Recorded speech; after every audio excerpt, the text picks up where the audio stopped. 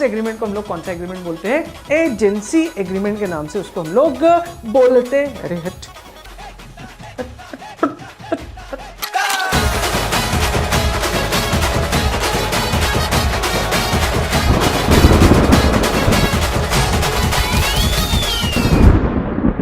चलिए दोस्तों, स्वागत है आप सभी लोगों का CSEET लीगल एप्टीट्यूड मतलब लॉ की इस क्लास में। इंडियन कॉन्ट्रैक्ट एक्ट का 20 डेज प्लेज में ये लास्ट लेक्चर होने वाला है, जहां पे हम लोग इंडियन कॉन्ट्रैक्ट एक्ट के सारे कॉन्सेप्ट्स को कवर कर लेंगे। जैसा कि तुम लोग तुम्हारी स्क्रीन पे देख सकते हो कि भाइयों आज हमको ये 5 टॉपिक डिस्कस करना है। इसमें से भी बेसिकली जो 3 इनिशियल टॉपिक्स है वो 3 टॉपिक अपन लोगों को लॉ ऑफ एजेंसी से रिलेटेड डिस्कस करना है। एंड लॉ ऑफ एजेंसी के टॉपिक को डिस्कस करने के बाद एक छोटू सा टॉपिक ई कॉन्ट्रैक्ट या ई कॉन्ट्रैक्टिंग अपन लोग यहां पर डिस्कस करेंगे। एंड देन उसके बाद में हम लोगों का ये जो 20 डेज प्लेज हम लोगों ने लिया है, इसमें इंडियन कॉन्ट्रैक्ट एक्ट को फुल फ्लेजेड पूरी तरीके से यहां पर खत्म करने की कोशिश करेंगे। सो फर्स्ट ऑफ ऑल अपन लोग देखते हैं कि भाई ये लॉ ऑफ एजेंसी क्या होता है। तुम लोग यदि तुम्हारे स्टडी मटेरियल में देखोगे ना, तो वहां पे law of agency is a very huge topic, एकदम एक बड़ा टॉपिक है वहां पर लॉ ऑफ एजेंसी। लेकिन क्या क्या इंपॉर्टेंट है उस लॉ ऑफ एजेंसी में, वो सारी की सारी इंपॉर्टेंट बातों को हम लोग यहां पर ए 1-on-1 बेसिस पे कवर करते हैं। सबसे पहले बात बोलते हैं भाई कि एजेंसी मतलब क्या। एजेंसी एक तरीके का कॉन्ट्रैक्ट होता है। किसके बीच में कॉन्ट्रैक्ट होता है? प्रिंसिपल और एजेंट के बीच में कॉन्ट्रैक्ट होता है। अच्छा, तो सबसे पहले यह चीज हमको समझ में आनी चाहिए कि in a contract of agency there is 2 party. There is होता है या देयर आर होता है? कोई बात नहीं भाइयों, होता है ऐसा, ठीक है।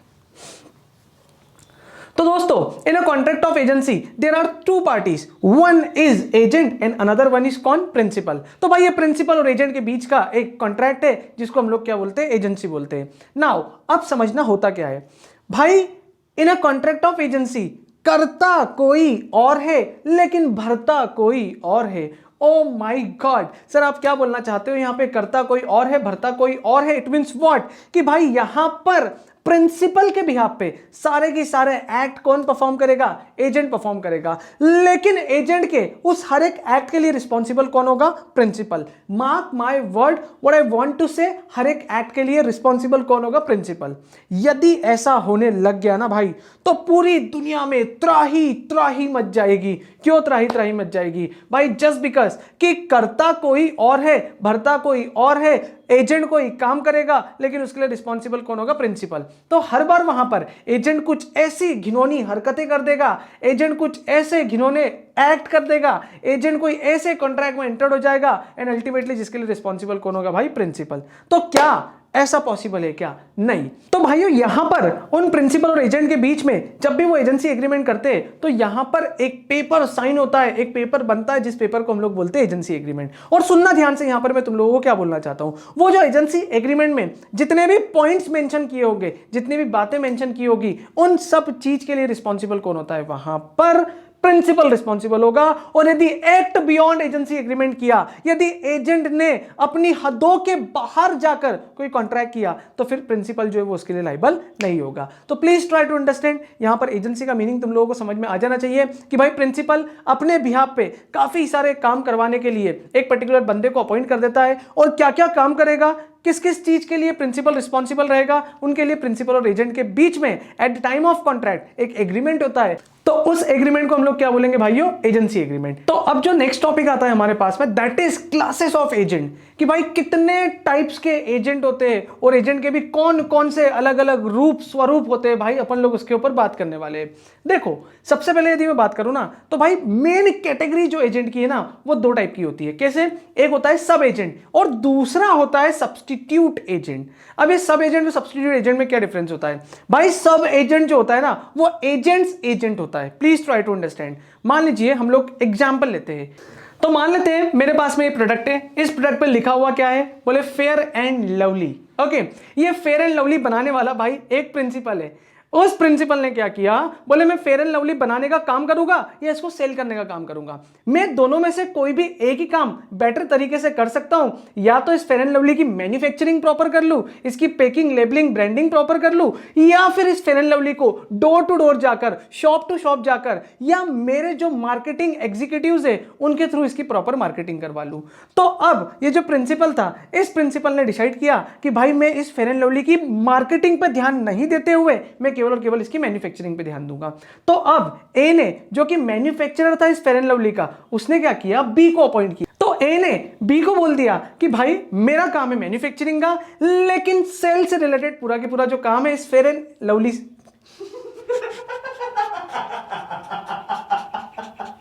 तो इस फेयर एंड लवली से रिलेटेड मार्केटिंग का पूरा की पूरा काम जो है वो मिस्टर बी को दे दिया, और बी कौन हो गया, इसका एजेंट। तो अब सुनना भाइयों, एजेंट का काम है इस प्रोडक्ट को सेल करना। अब एजेंट के ऊपर जैसे जैसे जैसे जैसे बर्डन बढ़ता गया, उसने क्या किया, अपने बिहाफ पे अपना ही एक एजेंट अपॉइंट कर लिया। तो उस टाइप के एजेंट को हम लोग कौन सा एजेंट बोलते हैं, सब एजेंट बोलते हैं। सर वो जो सब एजेंट है क्या उसके लिए प्रिंसिपल रिस्पॉन्सिबल होगा क्या, नेवर, नॉट एट ऑल, कभी भी रिस्पॉन्सिबल नहीं होगा, बिकॉज वो एजेंट्स एजेंट है। Principal is only liable up to the extent of agent, और वो भी वहीं तक जहां तक उन लोगों के बीच का एजेंसी एग्रीमेंट हुआ है। तो सब एजेंट कौन, बोलिए एजेंट्स एजेंट होता है। क्लियर। Next, substitute agent. बोले सब्स्टिट्यूट एजेंट क्या होता है, सुनना ध्यान से भाई। वो जो मैन्युफैक्चरर था, जो इस फेयर एंड लवली की मैन्युफैक्चरिंग कर रहा था, अब उसका काम बढ़ते गया, प्रोडक्ट को रिस्पॉन्स अच्छा मिलते गया।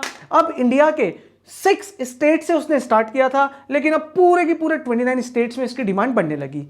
तो अब जो सबसे फर्स्ट एजेंट था बी, प्रिंसिपल ने उस बी को बोला, मतलब उस एजेंट को बोला कि भाई मैं चाहता हूं कि तू मेरे बिहाफ पे और ज्यादा एजेंट अपॉइंट करे। सुनना ध्यान से, प्रिंसिपल ने एजेंट को बोला कि तू और एजेंट्स अपॉइंट कर, लेकिन वो किसके बिहाफ पे अपॉइंट कर, मेरे बिहाफ पे अपॉइंट कर। तो अब सुनना, ऐसा एजेंट जो किसी दूसरे एजेंट्स को अपॉइंट करता है, किसके बिहाफ पे, अपने बिहाफ पे नहीं, प्रिंसिपल के बिहाफ पे, तो वो सारे के सारे एजेंट कौन से माने जाएंगे, सब्स्टिट्यूट एजेंट माने जाएंगे। Sir what is the difference between सब एजेंट एंड सब्स्टिट्यूट एजेंट। देखो, सब एजेंट एजेंट्स एजेंट होता है, सब्स्टिट्यूट एजेंट अपॉइंटेड। आराम से चिलैक्स चिलैक्स चिलैक्स। तो सब्स्टिट्यूट एजेंट कौन, बोले जो अपॉइंट तो करता है एजेंट, लेकिन किसके बिहाफ पे अपॉइंट करता है, प्रिंसिपल के बिहाफ पे। तो इस टाइप के एजेंट को हम लोग कौन सा एजेंट बोलते हैं, सब्स्टिट्यूट एजेंट बोलते हैं। ओके, अब जब हम लोग कोर टाइप्स ऑफ एजेंट की बात करें, मतलब अलग अलग टाइप्स के एजेंट की बात करें, तो वहां पे मर्केंटाइल एजेंट होता है, फैक्टर्स एजेंट होता है, बैंकर्स एजेंट होता है, ऑक्शनियर होता है वहां पर। तो भाई वो जो ब्रोकर वगैरह लोग होते हैं ना, विथ ड्यू रिस्पेक्ट, जिनको हम लोग शुद्ध हिंदी में ऐसा बोले कि भाई बनियागिरी में है ना, जो बनिया लोग होते हैं, जो बनिया लोग जो दाल चावल सोयाबीन मक्का गेहूं का बिजनेस करते हैं, तो उनके वहां पे इस टाइप के एजेंट को बोला जाता है दलाल। और कई बार तुम लोग देखना, इनफैक्ट ऐसा लिखा भी रहता है, बहुत बड़े बड़े नेम लिखे होते हैं, मैं अतुल कुमार, प्रमोद कुमार जैन, और ब्रैकेट में लिखा रहता है दलाल। ओके, तो वो दलाल का मतलब क्या हुआ भाई, कि बेसिकली दे आर एजेंट्स जो अपने प्रिंसिपल के बिहाफ पे क्या करते हैं, काम करते हैं, जिसके बदले उनको क्या मिलता है, कमीशन मिलता है। और इन्हीं कैटेगरी में एक और इंपॉर्टेंट एजेंट आता है जिसका नाम है डेल क्रेडर एजेंट। ये डेल क्रेडर एजेंट क्या करता है, ये प्रोडक्ट को सेल करने पे कमीशन तो लेता ही लेता है, साथ ही साथ वो जो डेटर्स है उन डेटर्स से अमाउंट की रिकवरी करने पे दूसरा अलग और कमीशन लेता है। मतलब एजेंट एक, लेकिन कमीशन दो, पहला सेल पे एंड दूसरा अमाउंट की उगाही पे। तो इस टाइप के एजेंट को हम लोग कौन सा एजेंट बोलते हैं, डेल क्रेडर एजेंट बोलते हैं। नाउ अब इस एजेंसी में जो सबसे इंपॉर्टेंट टॉपिक की कैटेगरी में आता है वो आता है भाई टर्मिनेशन ऑफ एजेंसी, कि एक एजेंसी कब खत्म की जा सकती है, एक एजेंसी कैसे खत्म हो जाती है, और कब कब किन किन सर्कमस्टांसेस में ये एजेंसी जो है वो खत्म हो जाती है। तो अभी टर्मिनेशन ऑफ एजेंसी हम लोग डिस्कस करेंगे। देखो ना, अपन लोगों ने discharge and termination of contract पढ़ा था, तो वो जो discharge and termination of contract था, ठीक उसी तरीके से ये जो पर्टिकुलर टॉपिक है that is termination of agency, यहां पर भी हमको इसी तरीके से डिस्कशंस करना है कि ये टर्मिनेशन ऑफ एजेंसी क्या बोलता है। भाई टर्मिनेशन मतलब खत्म करना। कब एजेंसी खत्म होगी, पहला या तो प्रिंसिपल और एजेंट म्यूचुअली डिसाइड कर ले कि हम लोग अब एजेंसी एग्रीमेंट को आगे कंटिन्यू नहीं करना चाहते, तो एजेंसी खत्म हो जाएगी। नंबर 2, जिस पर्टिकुलर वर्क को कंप्लीट करने के लिए, जिस पर्टिकुलर वर्क को परफॉर्म करने के लिए एजेंसी बनी थी और अब वो वर्क परफॉर्म हो गया है, तो ऑटोमेटिकली क्या हो जाएगा भाई, यहाँ पे एजेंसी टर्मिनेट हो जाएगी। नंबर 3, यदि स्पेसिफिक टाइम पीरियड के लिए बनी थी भाई, तो वो स्पेसिफिक टाइम पीरियड यदि खत्म हो गया है तो भी ऑटोमेटिकली एजेंसी जो है वो आपकी क्या हो जाएगी, टर्मिनेट हो जाएगी। नेक्स्ट जो बात आती है, यदि दोनों में से किसी भी पार्टी की डेथ हो जाती है, इधर प्रिंसिपल और एजेंट यदि किसी की भी डेट हो जाती है तो फिर उस केस में क्या होगा, यहां पर इनका एजेंसी एग्रीमेंट जो है वो टर्मिनेट हो जाएगा। या फिर कोई भी पार्टी किसी भी डिस्क्वालिफिकेशन को अट्रैक्ट कर लेती है, लाइक इंसॉल्वेंट हो जाती है, पागल मूर्ख धूर्त बावले हो जाते हैं, तो फिर उस केस में भी वो एजेंसी एग्रीमेंट को क्या माना जाएगा, टर्मिनेट माना जाएगा। तो अभी हम लोगों ने ये जितने भी पर्टिकुलर टॉपिक डिस्कस किए ये सारे के सारे तुम लोगों के मोड्स ऑफ टर्मिनेशन थे। ओके, अब जो फोर्थ टॉपिक हमको आज के इस वीडियो में डिस्कस करना है ना दोस्तों, वो फोर्थ टॉपिक एक नया कॉन्सेप्ट है, दैट इज ई कॉन्ट्रैक्ट या you can say E contracting. भाई ये ई कॉन्ट्रैक्ट या ई कॉन्ट्रैक्टिंग क्या होती है, चलो हम लोग देखते हैं कि यार अल्टीमेटली कॉन्ट्रैक्ट को बनाने में कौन कौन सी चीजें हेल्प करती थी, जितना अभी तक हम लोगों ने इंडियन कॉन्ट्रैक्ट एक्ट पढ़ा है उसके बेसिस पे। देखो यारो, सबसे पहले मैं तुम्हारे सामने ही पूरा नोट डाउन कर रहा हूं। बोले सर पहले होता था एक ऑफर, ऑफर के साथ होती थी एक्सेप्टेंस, जब ऑफर एक्सेप्ट हो जाता था तो बनता था एग्रीमेंट, और सर ऐसा agreement which is enforceable by law तो वो क्या बनता था, कॉन्ट्रैक्ट। और सर जब भी सबसे इंपॉर्टेंट चीज, ये जो एनफोर्सिएबल बाय लॉ आप बोलते हो ना बार बार सर,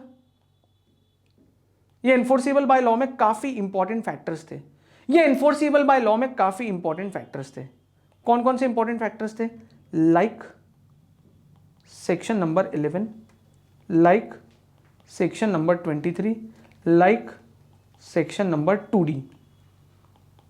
ठीक है, ये सबसे बेसिक एसेंशियल एलिमेंट था, इसी की वजह से बना था हम लोगों का सेक्शन नंबर 10। मतलब यदि हम लोग बात करें भाई कि सेक्शन नंबर 10 में क्या क्या इंक्लूडेड है, तो सेक्शन नंबर 10 में सेक्शन नंबर 11 भी है, 23 भी है और 2D भी है। यदि आपने इन सारी चीजों का प्रॉपर कंप्लायंस कर लिया तो फिर आपका जो एग्रीमेंट है वो एनफोर्सिबल बाय लॉ होगा और क्या बन जाएगा, कॉन्ट्रैक्ट। तो ये फिजिकल कॉन्ट्रैक्ट को बनाने की बात थी भाई। फिजिकल कॉन्ट्रैक्ट में सेक्शन नंबर 10 का कंप्लायंस सबसे इंपॉर्टेंट था, और सेक्शन नंबर 10 के अंदर सारी की सारी चीजें, पूरे ब्रह्मांड की क्वालिफिकेशन जो है वो भरी हुई थी। तो अब जो कॉन्ट्रैक्ट है उसका सिनेरियो चेंज होने वाला है भाइयों। अब कॉन्ट्रैक्ट फेस टू फेस नहीं होगा, अब जो कॉन्ट्रैक्ट होगा वो कैसा होगा, इलेक्ट्रॉनिक मीन से होने वाला है। इट मींस व्हाट, कि भाई एक पार्टी आपके और मेरे जैसी फेस टू फेस बैठी होगी, लेकिन जो अपोजिट पार्टी है वो अपोजिट पार्टी फिजिकली अवेलेबल नहीं है भाई, वो इलेक्ट्रॉनिक मीन्स पे अवेलेबल है। यार तुम लोगों ने कभी ऑनलाइन शॉपिंग की है क्या, हाँ की है। क्या तुम लोगों ने कभी ऑनलाइन फॉर्म्स वगैरह भरे हैं क्या, हाँ सर भरे हैं। तो ये सारी जो कॉन्ट्रैक्टिंग होती है ये कैसे होती है, ई कॉन्ट्रैक्टिंग होती है। तो सुनो, जब भी ई कॉन्ट्रैक्टिंग होगी कोई फर्क नहीं पड़ेगा, कोई चेंजेस नहीं होगा, बस यू हैव टू अंडरस्टैंड कि भाई ये जो बेसिक प्रोविजन है इंडियन कॉन्ट्रैक्ट एक्ट के ये तो अप्लाई होंगे ही होंगे, इनके साथ में information technology act, information technology act के प्रोविजन एप्लीकेबल हो जाएंगे। व्हाई, बिकॉज अब सारा की सारा जो काम है वो काम कैसे होने वाला है, इलेक्ट्रॉनिकली होने वाला है। और जब इलेक्ट्रॉनिकली होने वाला है तो यहां पे कहीं ना कहीं इंफॉर्मेशन टेक्नोलॉजी एक्ट के प्रोविजंस एप्लीकेबल होते हैं।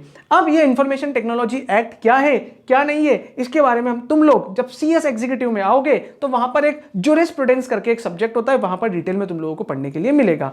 एंड साथ ही साथ जैसे हम लोग ऑफरर को ऑफरी एक्सेप्टेंस देता है तो यहां पर एक्सेप्टेंस दी जाएगी by way of DSC. Sir बोले डीएससी का फुल फॉर्म क्या होता है, दैट इज डिजिटल